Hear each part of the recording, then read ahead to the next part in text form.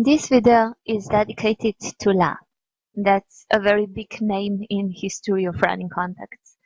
She was way before her time and won her first World Championships with 6 seconds and second one with 5 seconds of advantage. Something that was never done before or after, all thanks to her running contacts.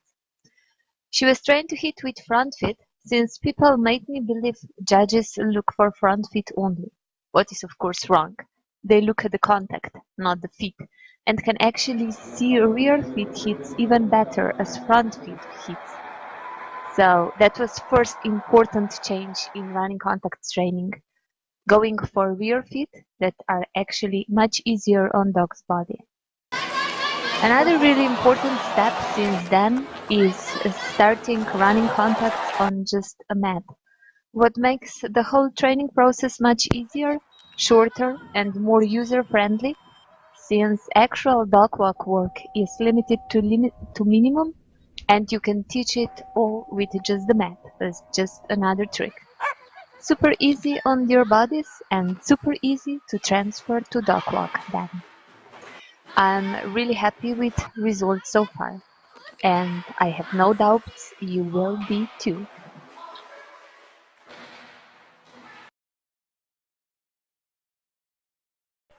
In this first step, we are just helping them see that walking over the mat is good.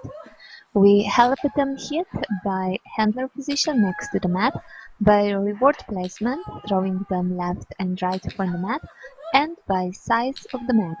This mat is actually a doormat. It's 45 centimeters wide and 75 centimeters long, so it's very likely that she will hit it at this speed.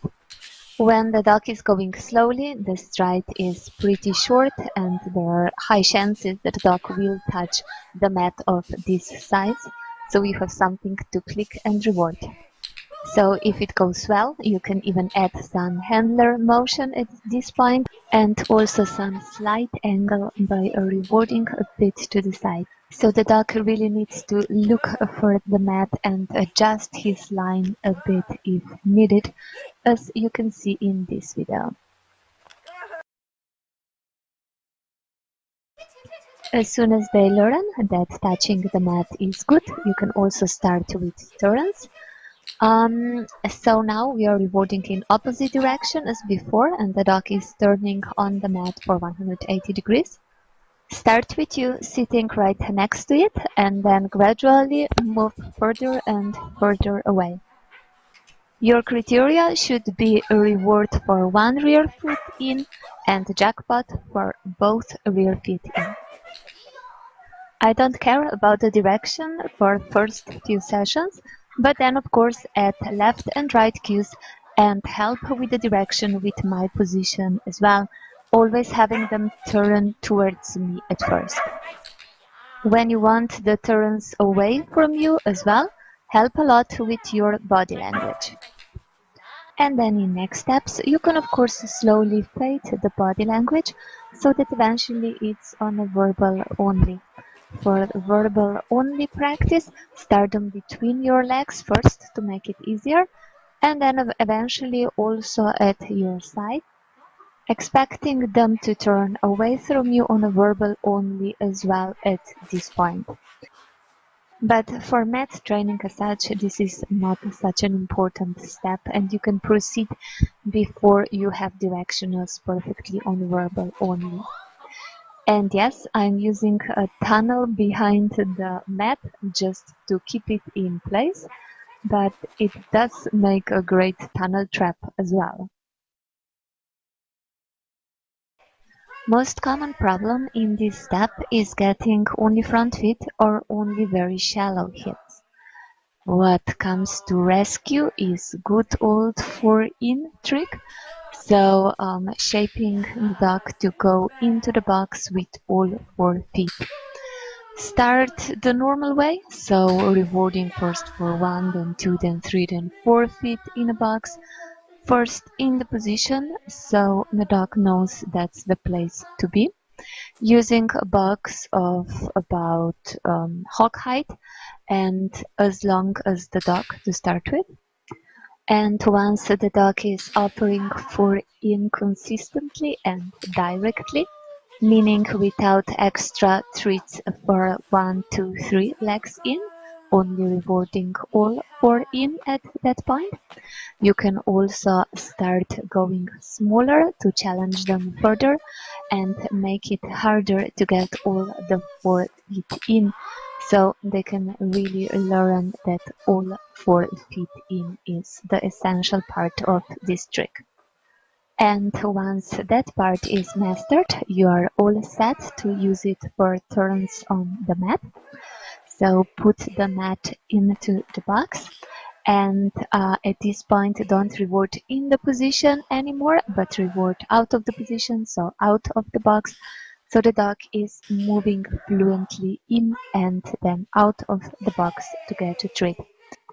Start with sides at hug height and then slowly cut them lower, and at the same time also work at distance, so sitting further and further away from the box, and then eventually standing and rewarding with a toy for even more speed.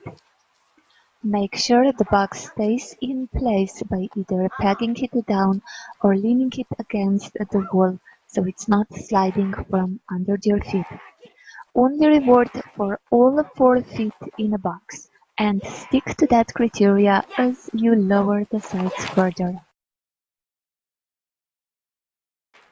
With this next step, we are switching to a toy for more speed, and it actually also gave me better style in task case. The only problem is that this target turned out to be really slippery, so I only did this first session on it and then added a better anti-slip mat over this mat in order to assure better grip and prevent slipping. So far we only did turns towards me, so this is first attempt with turns away from me with a toy, and I'm helping her with a toy positioned as shown here, in order to help her see that's an option too.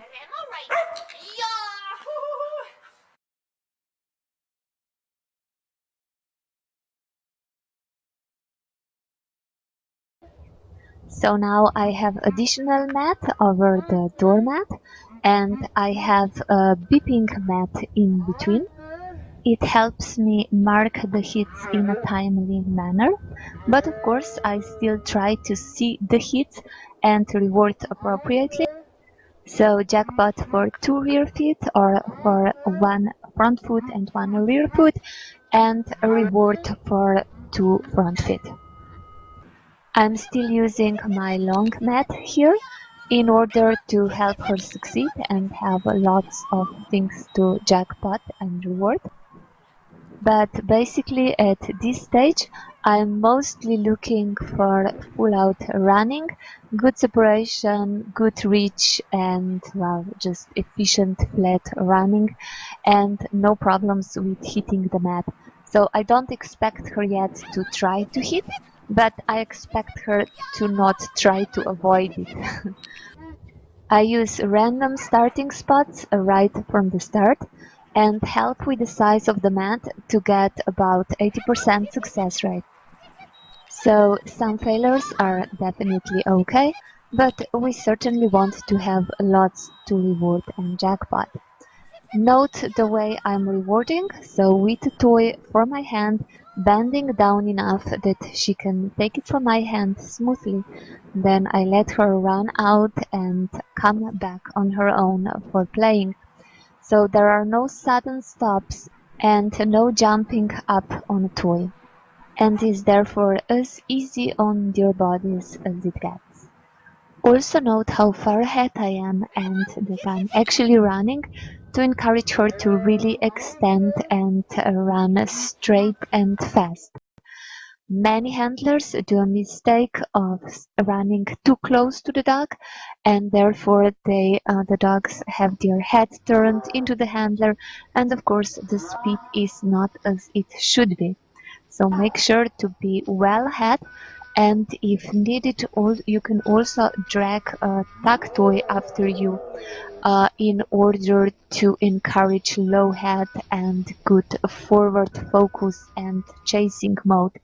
We don't want any pouncing and airy running at this step. We really want them to really run.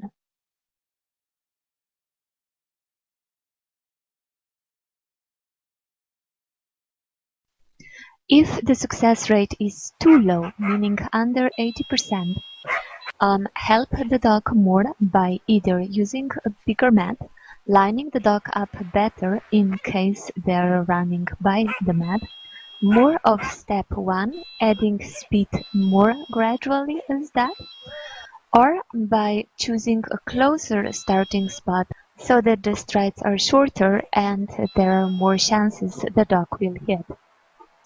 Do not try to help by setting the toy closer or staying close yourself and trying to lure them on the mat with a toy. That never works and actually gives wrong effect. So the dog running in less extension, looking at you and missing the mat.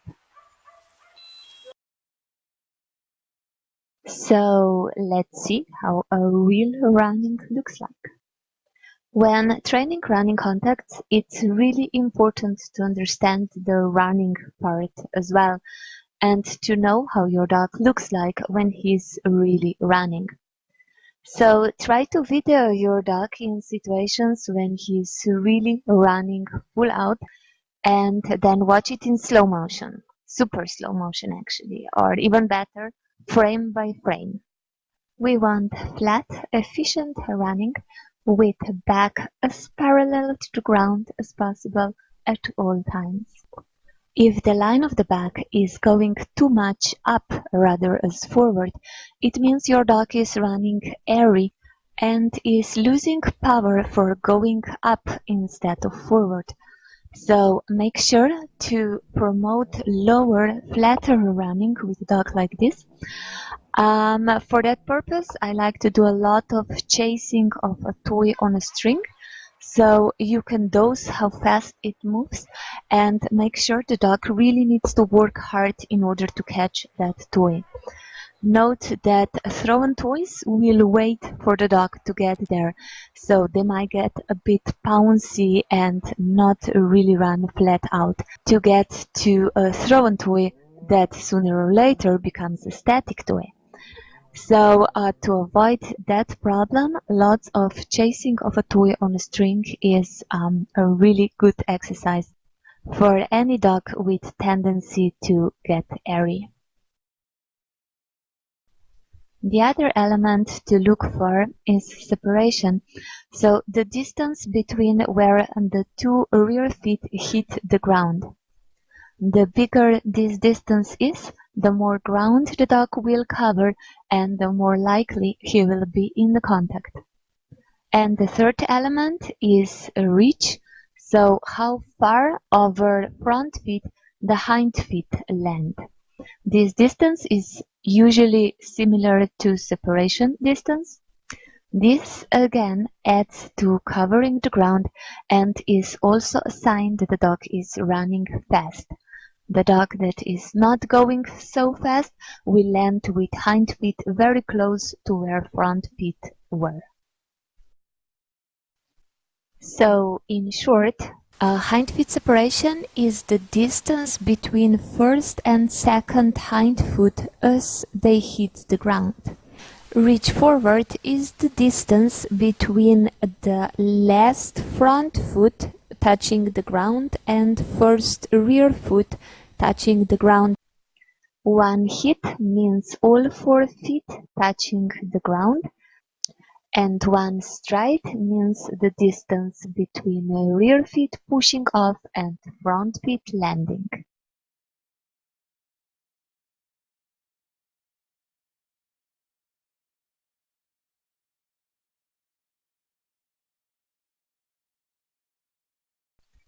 Most large dogs have 4-strided dog walk, medium 5 strides, and small 6 strides. But of course, they should be able to adjust as needed. meaning not putting either front or rear feet down after the apex to shorten a stride.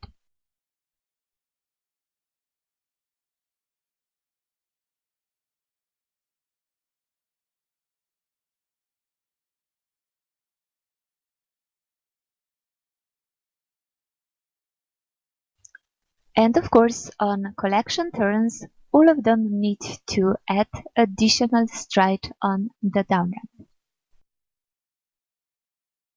If hind feet are together, it means the dog is either accelerating, decelerating, or is leaping. So definitely keep an eye on those elements when observing your dog run on flat, and then compare it with how your dog looks like in step 4. It should be pretty much the same. Also, understanding how they move will help you predict the hits better and therefore click the hits better. The best hits are well-centered and would be hits even if the stride was a little longer or a little shorter. Bad hits are the limit hits, so either just one rear foot at the very beginning or just one front foot at the very end of the contact. These hits shouldn't be rewarded because they are very unsafe hits.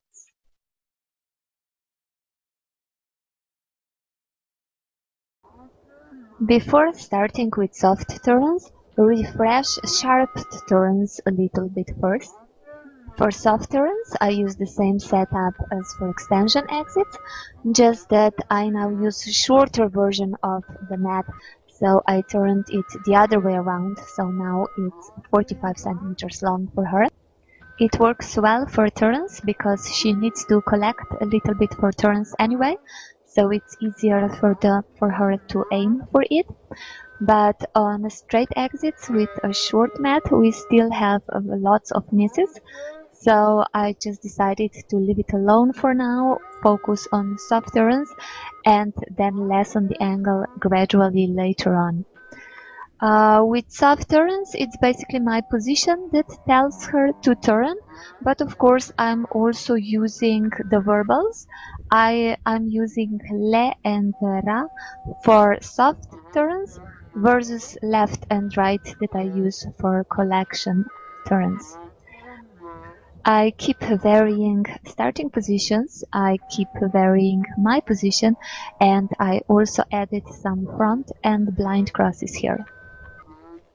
For this step, you can start them in stay at various places with a tunnel like I do here with toe, or with a rep stand.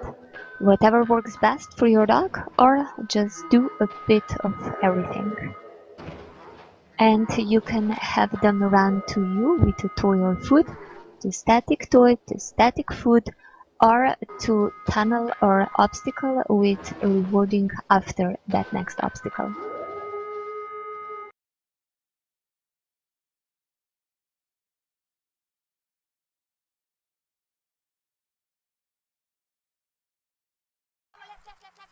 If the dog is hitting well on extreme turns, but is having troubles with soft turns, you can start with extreme turns, meaning starting and rewarding the dog at 6 o'clock at first, and then slowly lessen the angle so that next the toy is at 7 o'clock, then 8, 9, etc. 9 is already a soft turn, so from 9 o'clock on you are switching to your soft turns cues versus a hard turns cues. First, stay pretty much static so that the dog can focus on the mat. Then you can add handler movement, but still be somewhere behind and lateral. Do not distract the dog from the mat. And when this is going well, you can add more of a pull to the side with handler motion. Then you can add front crosses as well. And as you lessen the angle further, you can add blind crosses as well, and also crossing deer line, pushing on deer line. Another way to help them pay more attention to the mat is running back to the mat to reward and play on the mat, so they can learn that it's a really good place to be. More of a low-speed work with foot can really help as well, so you can always resort back to that if needed.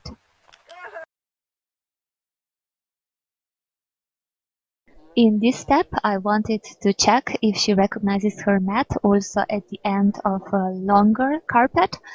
And well, it was absolutely no problem for her. After that first miss, she returned to her normal success rate that is pretty much 100% for soft and extreme turns. So this should be an easy step that you can actually as well skip and go directly to 2 dog walk planks setup. But if you do have a carpet, going forward in smaller steps is of course always better. If the dog is having problem transitioning to a new setup, go back to extreme turns and allow approaches as shown in this video first, because they make it look like just a mat, and then slowly start them further back the plank until they're running the whole plank with turns, and then of course you can also start with soft turns and finally straight exits. Actually, if needed, you can start with even more angle and start them in completely opposite direction, and then slowly move them around the clock so that they're eventually running the plank and turning at the end.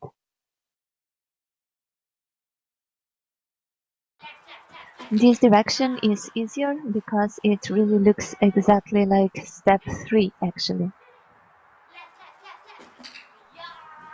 Make sure to address all possible exits already on this setup, and of course focus on scenarios that are the hardest for your dog.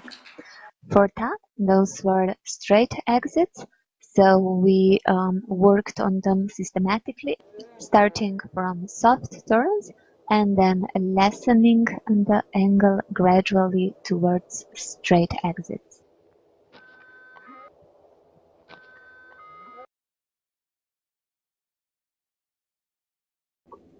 Just a note that on this short mat, even just one rear foot in is a jackpot, because there actually isn't really enough room to fit both in if the separation is good. Continue to vary starting spots, your position, and exits, focusing on whatever is most challenging for your dog. Now that they can do everything already, straight, soft, and extreme turns, it's time for the next setup. The best next setup are 2 dog walk planks safely attached together with the gap safely secured, and most importantly, edges really well secured as well. So just covering them won't do. You need to level them up, ideally by digging them in, but of course it's not possible on artificial turf, so this is next best thing. These are wooden pieces to level the edge. You can use sandbags the same way, again with a mat over them.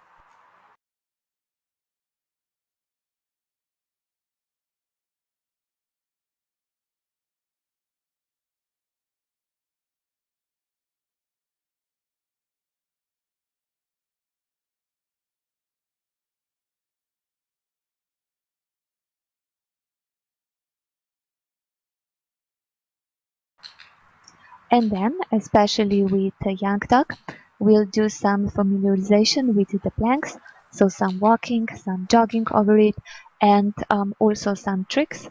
Here I'm showing some ideas. You want the dog perfectly comfortable with the planks before making them run over them. If you can't make this setup work, you can go directly to a low dog walk or even full height dog walk. but then you will really need to backchain it very, very gradually. So if you have an option to do at least some sessions on low dog walk or even on 2 planks, definitely do so.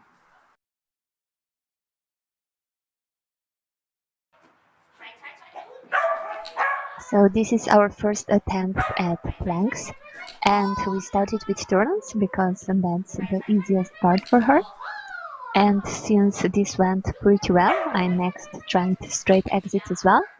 But it turned out this target was too small and actually made her try too hard to hit, giving me plenty of front feet hits and too much pouncing in order to hit that little target.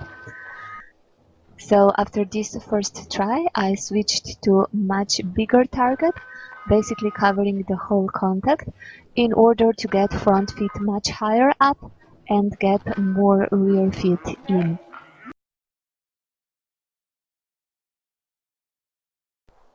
So here I'm back chaining on this new setup and I'm getting much nicer hits.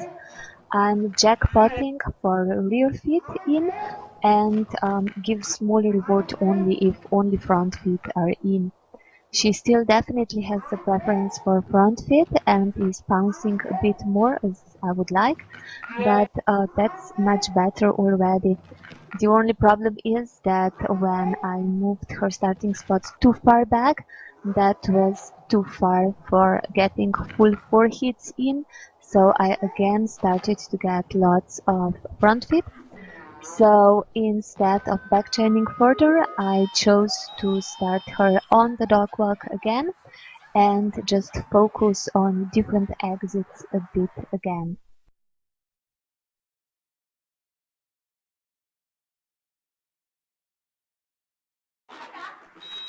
This is actually first time that we are doing different exits with tunnels. Up till now she was just running to me and got the ball right away, and now I'm asking for a tunnel first before rewarding. No major problems with that, and you can actually do that already sooner in the process with just a mat.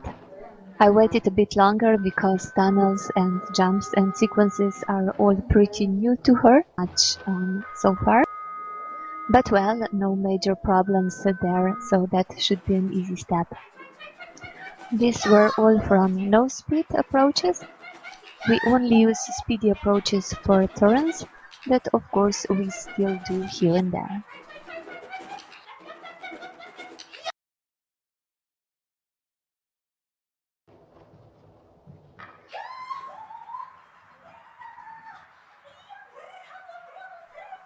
Since her success rate continues to be close to 100%, I keep throwing various variables at her.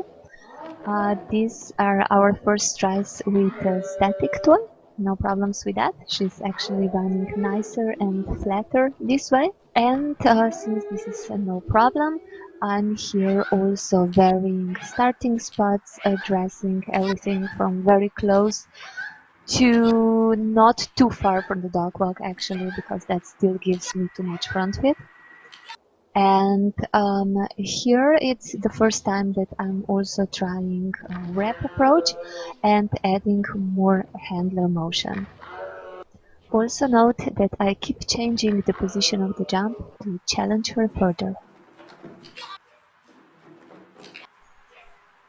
And while my plan was to fade the target more gradually, and in the next step use a blue mat instead of a white one, then just the silver tape and then nothing at all, I wanted to try what happens without a target, and well, nothing happened actually. Her success rate stayed exactly the same and her hits stayed exactly the same. So this was just to show you that it's really easy to fade the target and you really don't need to rush with it. You can keep it for quite a while and focus on adding height first. But I decided to try everything else first because she's just 8 months. So I prefer to do everything else and add height at the very end. but the order is really not important actually, and you can go in whatever order is most convenient and easiest for you, based on equipment you have, based on the age of the dog, etc. So here is another setup option, showing it with To and sending her either straight to the tunnel or Le and Ra to the two jumps on the left and right. Rewarding from hand after the next obstacle. You can work on all those variables and setups already with just a mat. The reason why I went to 2 planks was mostly because I found it too hard to stabilize the mat enough on turf.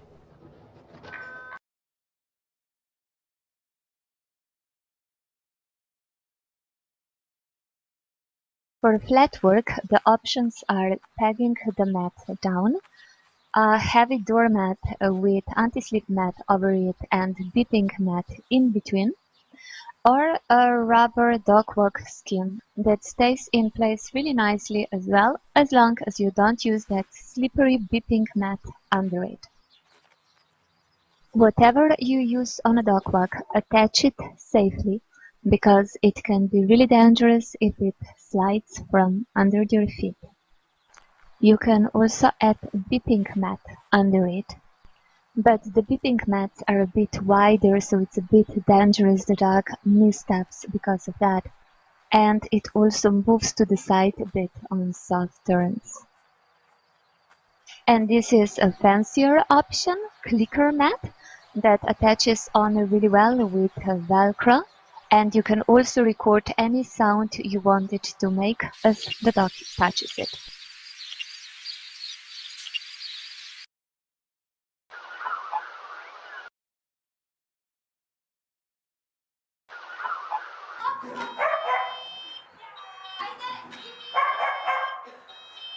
I keep varying things, so here we tried some different exits with pushes, pulls, blind crosses and front crosses, and well, mostly no problems with this either. Soft turns and extreme turns are still the easiest exits for her actually.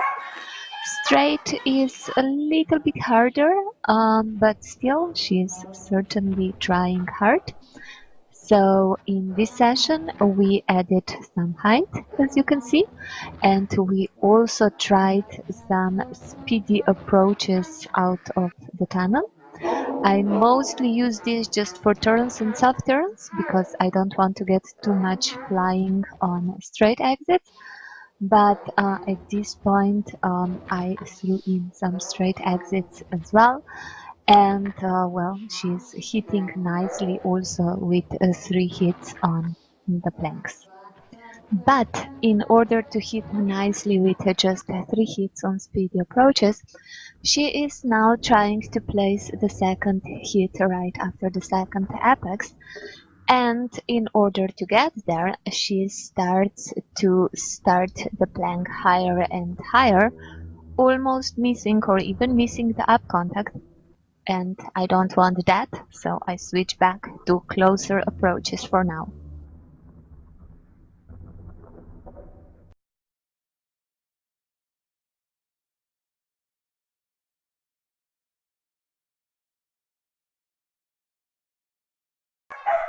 So obviously the safest approach is a straight approach, and that's what we've been doing so far. But since not all approaches are completely straight, it's important that they know how to line up and enter safely. So in this session I started with second safest approaches that are actually extreme approaches that are safe because there is not much speed involved. The dog is coming from such an angle that she really needs to slow down and make that turn before entering the dog walk. So this is a very good lesson for them to line up and straighten up before entering dog walk. So start with approaches like this next after the straight approaches, And then you can add a bit more speed by moving the approach a bit to the side to challenge them further. But again, only do that on a really low planks. And just in order to work on more things at the same time, I also added a panel to work on obstacle discrimination at the same time, and to get her used to the idea of something there right next to the dog walk.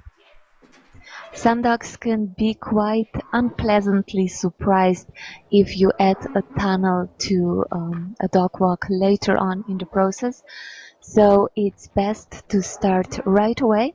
At this moment, of course, with the tunnel just next to the planks. You can even put it further away to start with, then make it closer.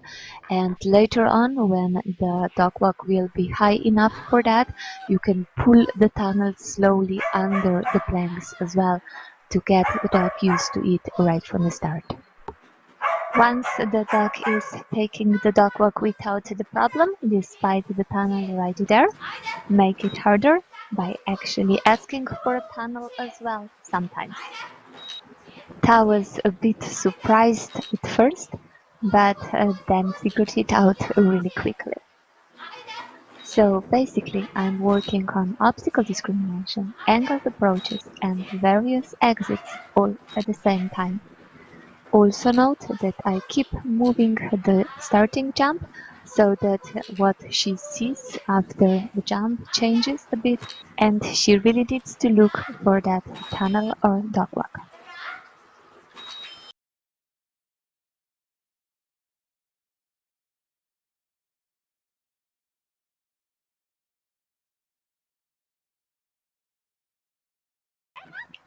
Okay, so now that we addressed pretty much everything already on the two planks setup, there is just one more thing left, adding height. And we can't add much height on two plank setup because the apex would get too pronounced. I added height once and that's it. Now I'm switching to 3 planks. The reason why I prefer 2 planks to start with is that it gives you more pronounced apex and teaches them right from the start how to stride that apex in order to hit with the next hit. In Ta's videos here, it's pretty obvious that she knows that the best way to get the jackpot is try to hit with front feet right after the second apex. And that gives me great consistency and actually better hits as I'm now getting when I'm starting her on the dog walk. So in short, apex is your friend until it gets too pronounced, of course. Also, shorter setup means less running for both you and the dog and allows you both to focus more on the mat. The reason why my mat is set so high here is because this is my old dog walk that is so worn out that you can't see the colors anymore. The dog only sees black actually, and when I tried with the target lower, she was targeting that line with front feet because there was no line before that to target with front feet. So I again got too low hits and too many front feet. That's why I started the mat where the contacts start, so that she can as usually target that area with front feet, and then the rear feet are mostly nicely in as well. And of course, I still keep challenging her with different exits and also different approaches, avoiding only the very speedy ones for now. For every new height, I have a new smaller set of triangles to level the edge, and I always start with some back chaining and then quickly do the whole dog walk with all the possible variations on exits. I also changed to my shorter dog walk in this session, and change the location. So many variables changed. That's why I made it a bit easier using the beeping method that she really likes again.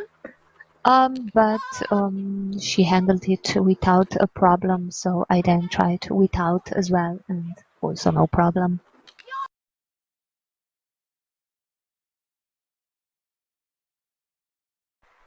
To fit the toy, and the best first step towards it is using a static toy behind a low jump, so that the dog learns to look for the jump after expecting a toy after it.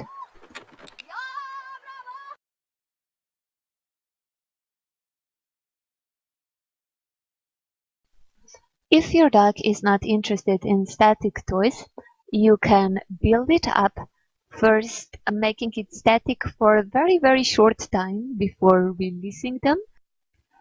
And then in next steps, we will make this delay between making the toy alive and then releasing the dog to a toy that is not alive anymore longer and longer until a static toy works just as well. I show the process very quickly here, but of course this can take several weeks. And the easiest next step are speed circles, as you can see here. So I still have the toy behind the same jump as usually, only that now I'm starting with another dog walk in the other direction first, sending her to the same object that I was using as a wrap on the approach when I was still doing just one dog walk to a static toy. She is ascending really well to that wrap because she is anticipating the dog walk after. So we were able to move on to next step of doing full circles between the two wraps really quickly. So basically what I'm doing in speed loops is to keep going for the good hits, stop and redo when the hit was not good. So here we had one that was an actual miss. It's not very usual for her, but this approach is pretty new and hard for her. So far on 3 planks, I only did no speed approaches, and then she was doing 5 strides. Now with a bit speedier approach, she started off with 5 strides, but then started to experiment some, and we got that one miss. And then she gets used to this new approach for her and switches to nice 4-stride hits. So for the best hits, I click and jackpot right away, even if it's after just one dog walk. Well, to be exact, I jackpot after the wrap, not directly after the dog walk, as that could affect her forward drive. The whole idea behind speed circles is actually getting that forward drive and independence from handler position and a toy ahead. So basically at this point we want the dog to drive forward independently, and this is also the point when the dog is ready to put the dog walk in sequences. This is an easy step, and basically you just add some more things in between one and another dog walk. If you didn't fade the mat yet, it's definitely time to do it now. You can try to just remove it to see what happens, and if not good, put it back and then get different colors and go through variation of colors, getting closer and closer to contact color.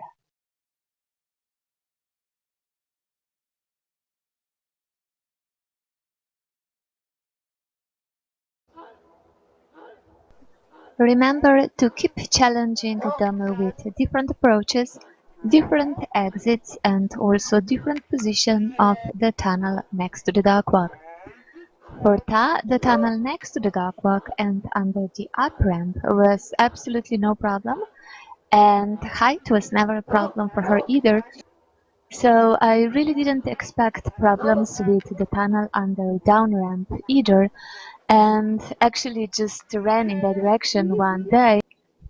And I have it on video, and you can see she got really surprised by the tunnel under the down ramp. and then starts to avoid putting feet on the place where she should in order to hit nicely. The turns were still good, and even soft turns weren't bad at all, but straight exits just not normal for her. So I decided to stop the session and check the video to see what's going on, and then I noticed this tunnel avoidance problem. From the video, it's pretty obvious she's actually trying hard and just not feeling comfortable with the tunnel under where she normally places her feet. So I ended up removing the tunnel and then putting it in all possible various positions before returning back to this position, meaning putting it more under the top plank or under the down ramp, but spreading it more, etc. And of course, with some practice, she got used to it and it's no problem anymore. But ever since, whenever I add something new, like the tunnel in a new position or more height or new dog walk, I know to first just walk her over, and then I start with no-speed approaches in combination with turns, and then I just go from there, proceeding to soft turns and then eventually straight exits also with speedier approaches, all in order to avoid any surprises. I'm happy to report that even though she's a bit on the clumsy side, we had 0 falls off the dog walk through that whole process. But as I said, I'm extra careful with anything new, and we still do tricks on the planks within our warm-up or cool-down. And I think all that together really helped her to understand how to do the dog walk safely.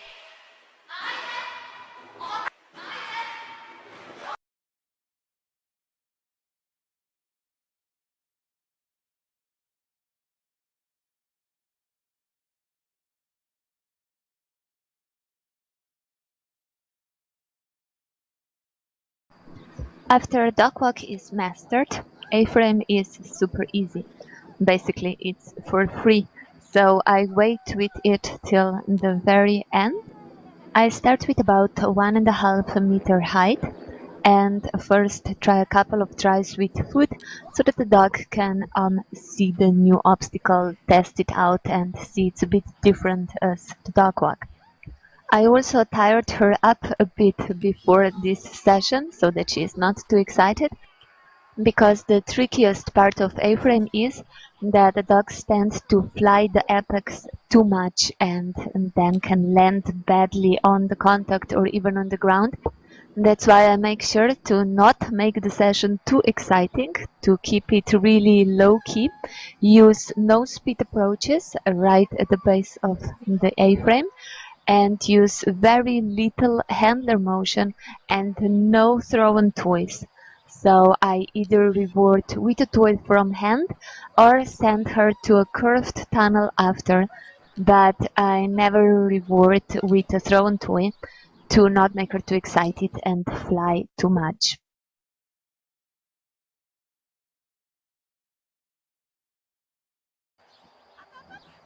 Once she settles into nice striding and hits, I add height to the A-frame again and also move the cone a bit further now that the A-frame is higher. And if that all goes well as well, we can add height again. It's on full height now, and I'm also doing all sorts of handling after the A-frame now. So pushes, pulls, blind crosses, front crosses, turns straight, everything. The only thing I still avoid is racing her too hard and or too speedy approaches. But I do keep moving the cone back gradually as long as she's not flying, and then switch to normal rep approaches as well, avoiding only two speedy tunnel approaches for now until she gains more experience and knows exactly what is to be expected on that A-frame. Note that I included each and every try that we did in our first and only A-frame session. So yes, her hit rate was 100% and she had no problems with either of the exits. So for me, that's it now. No more training of the A-frame. We'll just include it in sequences now. Still occasionally reward the best ones, but mostly just continue with the sequence. I don't like to do too much A-frame training because first of all it's not needed and secondly it's quite hard on your bodies, harder as the dog walk. So I prefer to do all the work on a dog walk and then, well, then you get the A-frame for free. You can of course use the mat on A-frame for the first few sessions. The reason why I opted to go directly without is because I was expecting more of a pouncing behavior with the mat on. And we faded it on dog walk completely long time ago anyway, so I had a feeling that she doesn't really need it.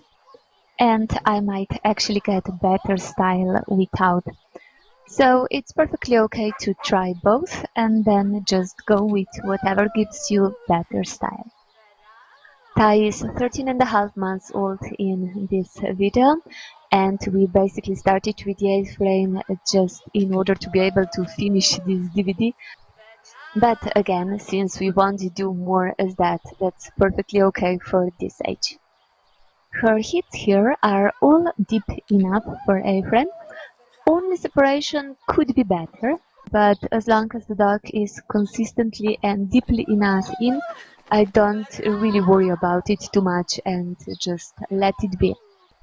I also don't worry about the striding too much, meaning that any striding that gets them in consistently and is safe is fine.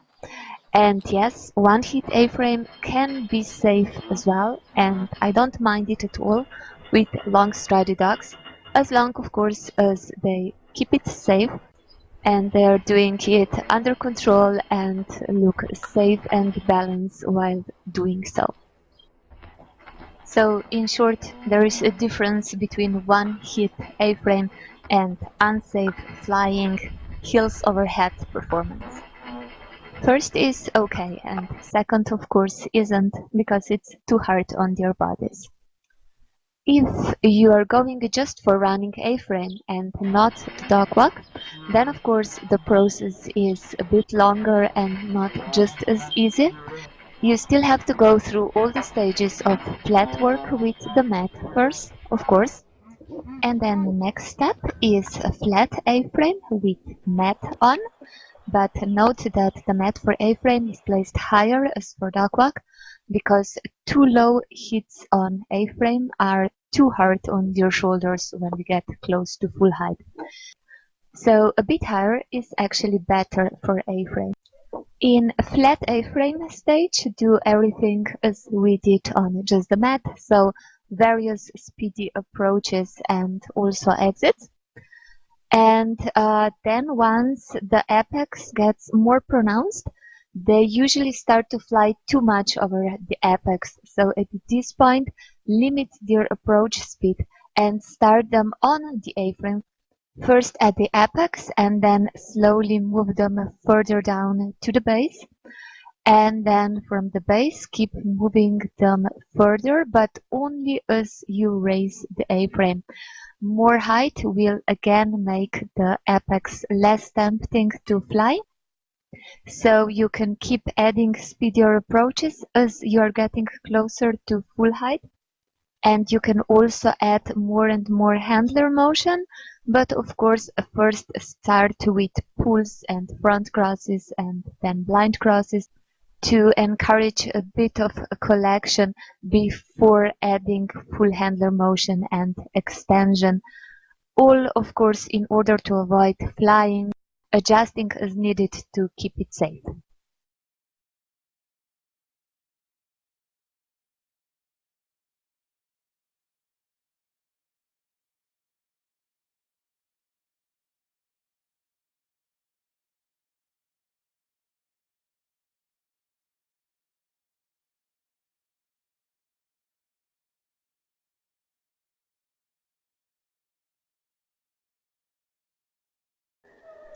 So that's pretty much it now. As easy as that. The process usually takes from 3 to 6 months. The hardest part is usually flat work. It can take quite a while for the dog to really commit and focus on the mat regardless of what the handler is doing. But once the mat part is really well trained, the rest is usually really smooth and easy. Flat work can take a bit longer with some dogs, but it definitely helps when the dog understands shaping and has lots of experience on different tricks already. So that definitely helps. The mat training is, after all, just another trick. So definitely don't forget on tricks homework either. And well, now it's about time to start trialing as well. Just go through a little checklist to make sure that you addressed everything that the dog might see on a trial in training first. Try different positions and different colors and shapes of the tunnel, because if something is no problem, something else might still be a problem. Don't do dog walk as an isolated exercise only. Include it in sequences before starting the trial as well. Nothing ahead to drive to can be hard, even more so if there is a wall or a fence right after. It puts pressure and can make them shorten the stride, so make sure to test that before trialing. I like to try at least 3 different dog walks before starting the trial. Also try different setups, approaches and exits. And when already there, try the apron as well, of course. And now you're all set to trial. Have fun, and may your run contacts make you smile.